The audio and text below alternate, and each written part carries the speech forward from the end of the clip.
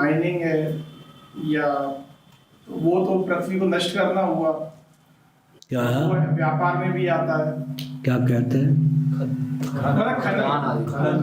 वगैरह जो होता खनन का है, जो कार्य है, क्या?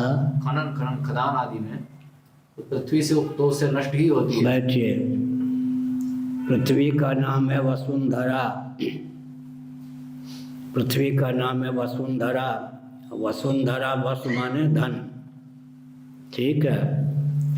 पृथ्वी से सब माल निकाल लेंगे तो अमेरिका आज भी पृथ्वी धंस रही है या नहीं? 100 मंजिल के मकान बनाएंगे। पृथ्वी भूधर किसका नाम है? पर्वत और जलाशय का नाम होता है भूधर। भूधर के दो अर्थ होते हैं। पृथ्वी जिनको धारण करे, ये पृथ्वी का कार्य है। पृथ्वी से अभिव्यक्त भी है। और पृथ्वी के संतुलन को जो बनाए रखे। क्या इन्होंने प्रश्न किया था? जीविका का जो साधन है उसके लिए पहले किया था, तो फिर जो खनन आदि का कार्य है उससे तो पृथ्वी का नाश ही होता है। पृथ्वी का नाश का अर्थ क्या हुआ? अंत में प्रजाति, प्राणियों की प्रजाति का नाश। क्या पृथ्वी का नाश का अर्थ क्या हुआ? जल की विकृति का अर्थ क्या हुआ? अग्नि की विकृति का अर्थ क्या हुआ? वायु की विकृति का अर्थ क्या है? क्या to every action there is an equal and opposite reaction. प्रत्येक क्रिया की समान विपक्षी प्रतिक्रिया होती है। उनको नष्ट करते करते हम ही नष्ट हो जाते हैं। अब देखो ना, फैक्ट्री आदि के माध्यम से क्या शुद्ध वायु मिलना भी कठिन। वन का विलोप हो गया, वन्य प्राणियों का विलोप हो गया। अब गाँवों का विलोप कर रहे विकास के नाम पर। ग्राम्य पशुओं का विलोप हो रहा है। महानगर को स्मार्ट सिटी कहना बंद कर दिया मोदी जी ने।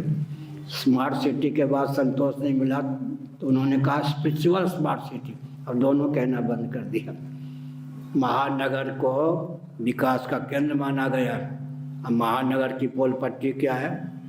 महानगर में शुद्ध मिट्टी सुलभ नहीं, शुद्ध पानी सुलभ नहीं, शुद्ध प्रकाश सुलभ नहीं, शुद्ध पवन सुलभ नहीं, प्रचुर आकाश सुलभ नहीं, शुद्ध मनोभाव सुलभ नहीं, शुद्ध मुस्कान सुलभ नहीं, संयुक्त परिवार सुलभ नहीं, कुल देवी सुलभ नहीं, कुल देवता सुलभ नहीं, कुलाचार संभव नहीं, सुलभ नहीं। तो विकास के नाम पर मनुष्य भोजन करने, संतान उत्पन्न करने की मशीन बन जाए, ये विकास है या ह्रास है? तो ह्रास कोई विकास माना विपरीत बुद्धि है या नहीं? गीता के 18वें अध्याय का सर्वथा विपरीत बुद्धि हो गई आगे। इसलिए महायंत्र प्रवर्तनम, मनुस्मृति 1163। शासन तंत्र का दायित्व है कि महायंत्रों के प्रवर्तन को प्रतिबंधित रखे। महायंत्र समय की बचत, श्रम की बचत, सहयोगी की बचत, उत्पादन अधिक, खपत अधिक, यही तो यंत्रों का प्रयोजन है। क्या क्या हुआ? गुरुदेव